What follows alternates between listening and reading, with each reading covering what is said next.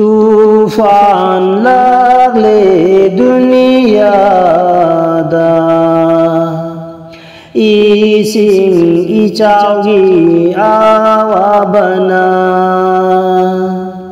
kabli lauri mai kai khangda ai khoi gi gunana tauri bani phangli bani ma pugi chaira ai khoi gi gunana tauri bani gunagar ta ngairak laba matam sida khangdaba haiwat kayasu ai khoi gi gunagi maramna chaira phangle dunga sidi gunagar ta ngairak laba matam sida khangdaba haiwat kayasu ai khoi gi gunagi maramna chaira phangle dunga sidi mapugi maming kaurubana bala lagle do ai khoida mapugi maming bu kaurubana bala lagle do ai khoida tufan lagle duniyada ising ichaugi awabana kabli lauri mai kai khangda ai khoi gi gunana tauri bani phangli bani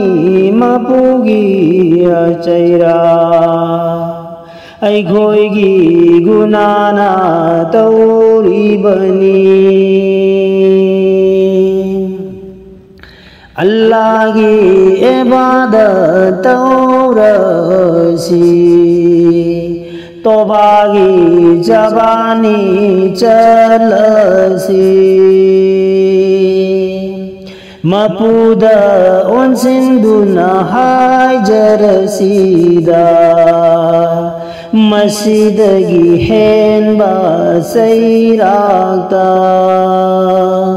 mapugi azab laglabada kanasbu kanba ngamloida Allah gi ibadat taurasi toba gi zabani chalasi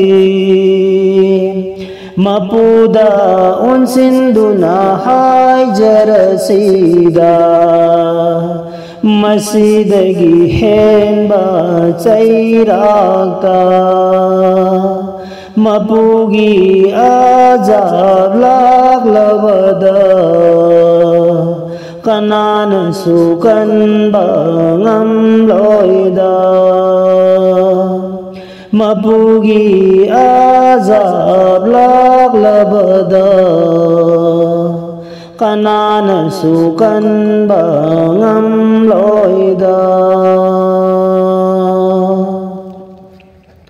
mihan mi pulna thallaba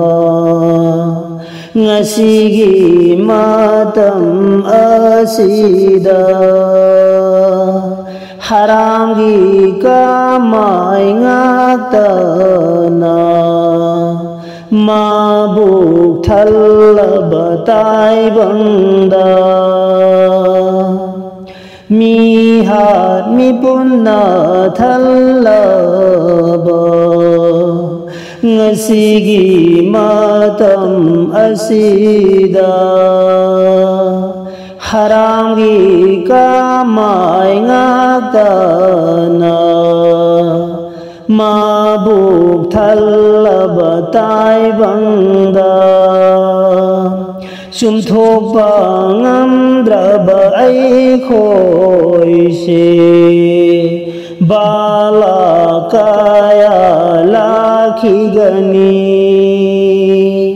sumthokpa ngamdraba aikhoise bala kaya lakhigani valadagi kannaba aikhoise mapugi mamingda lelasida khantabatam lasi aikhoise shabar tauba iman gini khantabatam lasi aikhoise shabar tauba iman gini